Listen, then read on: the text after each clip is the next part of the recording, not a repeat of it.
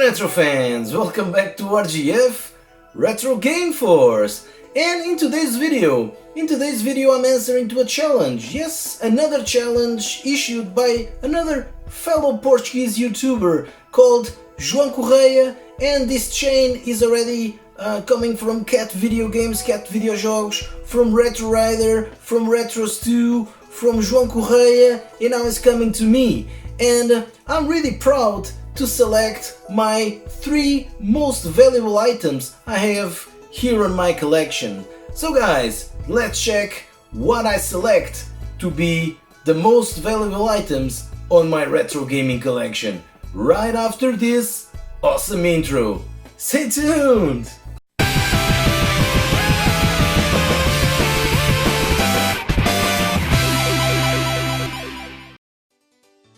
And because it's December, my keyboard is blinking like a Christmas tree to give the impression of Christmas. Look at the snow falling. Yeah, not really. But before I start the video, I want to say that the items that I choose, they are not the most expensive items I have on my collection. But it's the items which I have some personal attachment into this and some story that really makes this item so important for me. So don't expect that all my items are super expensive, even if some of them are.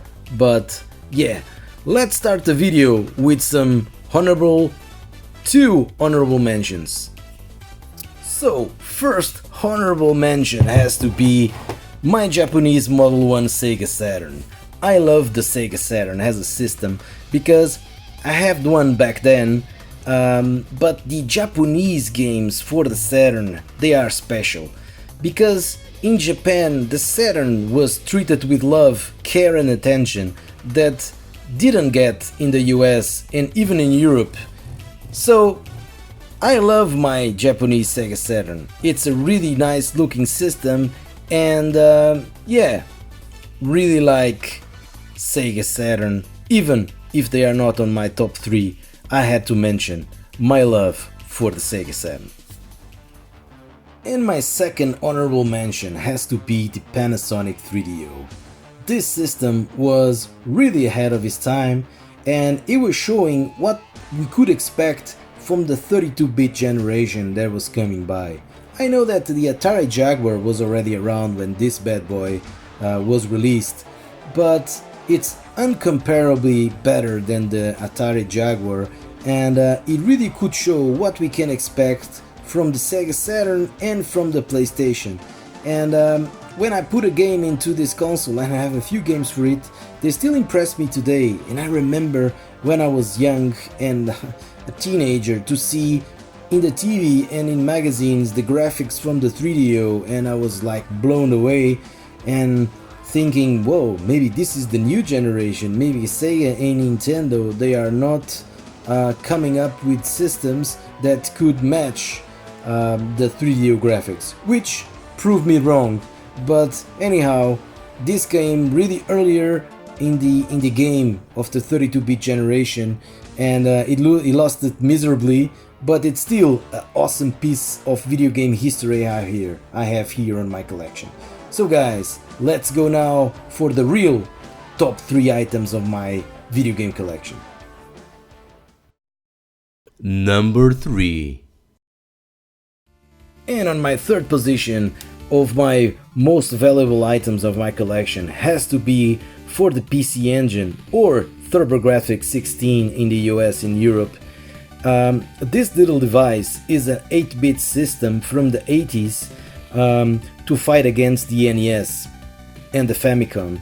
But the GPU on this little device, you know how small this thing is it's 16-bit, the GPU is 16-bit, so you can have games that are really comparable to what we have on the Mega Drive and on the Super Nintendo. And I remember back then to see on magazines some games from the PC Engine, and I was quite blown away to see how is it possible this device is not well known here in my country. And yeah, it never did. It never reached the success that it should have. But as I can, I will put this little device and plug it into my TV. By the way, I have also this device RGB moded, so the quality is incredible. And I play some Street Fighter, some R-Type, some cool racing games I also have for it.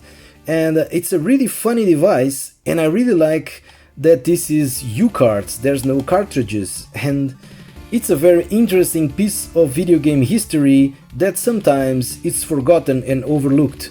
But PC Engine or TurboGrafx-16, these are great machines which have also great games. And the Japanese market actually achieved moderate success, and you have quite a lot of games that you can play here on the PC Engine.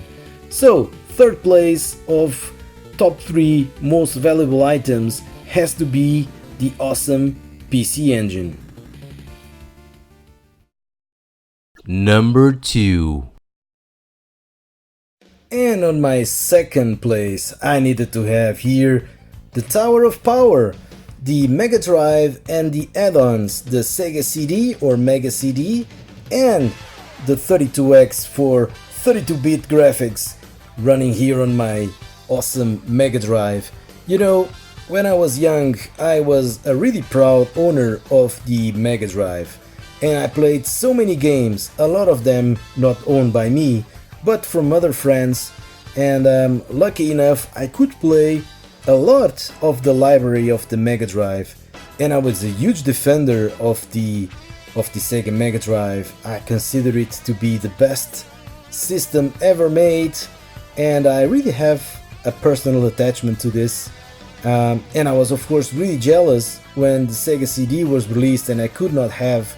It was quite expensive, and of course the 32-bit 32X I also didn't have back then because it came out quite expensive, but I had my Mega Drive, and when I finally could start collecting, I grabbed these 2 items, and I consider this the pinnacle of the Sega collection. So here we have the Tower of Power. I have quite a lot of attachment to this item. I played quite a lot of games on this system, even if it's a nightmare to connect everything in the back and play this system together. But some people consider it to be ugly, you know, the Power of Tower. I consider it to be awesome. This is like the, I don't know, Megatron or the Optimus Prime from the consoles, and yeah, I really like to play with a console, and I really like to have it on my shelf because it shows how awesome it was to play games on the 90s, right? So, second place, my Sega Tower of Power, Mega Drive, Mega CD, and 32X.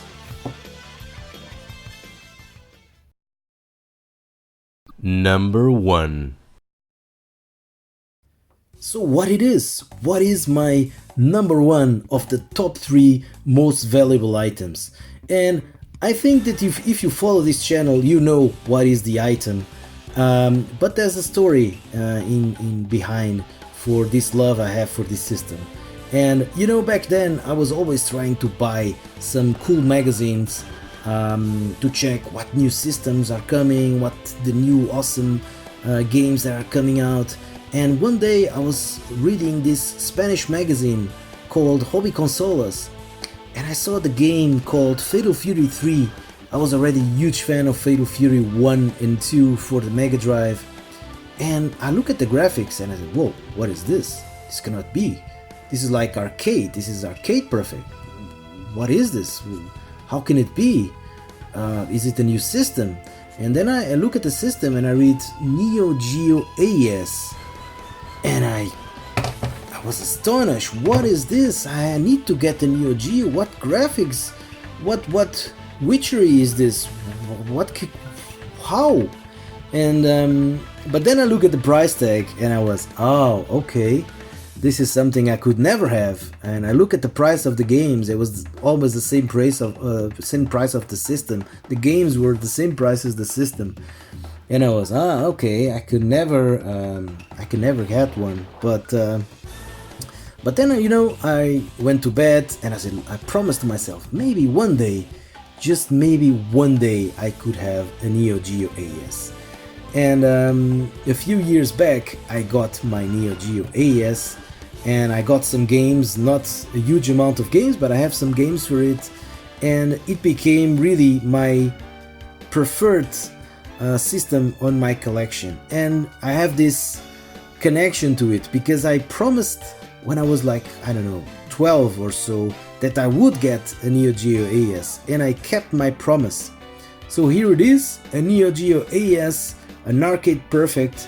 And I remember back then when the 32-bit system were out, they were still struggling to port these games of the Neo Geo to their system. It was a really 2D powerful device, yeah, quite expensive, and it is still expensive today. So I have a couple of games, Fatal Furies, the Art of Fightings, the Samurai Shoudowns, Sidekicks, these kind of games that I really enjoy. And yeah, for sure, my favorite item on my collection that I for sure will never sell it, because yeah, there is a special attachment to this device, and in this case it's actually also expensive, but there are some personal attachment that I will never forget. So I will pass this kind of challenge to my good friend Daniel from Up Your Arsenal, and I hope you will come up with also some cool, interesting items. And guys, if you like this kind of content, don't forget, leave me your like, give me your comments, what were your personal systems that you really most enjoy to play, and if you don't have, that you plan to buy and have for your own collection. And don't forget to subscribe to the channel, it's very important to still be relevant here on the tough YouTube world, that you subscribe to this small retro gaming channel. And as usual, until the next video, take care and bye bye.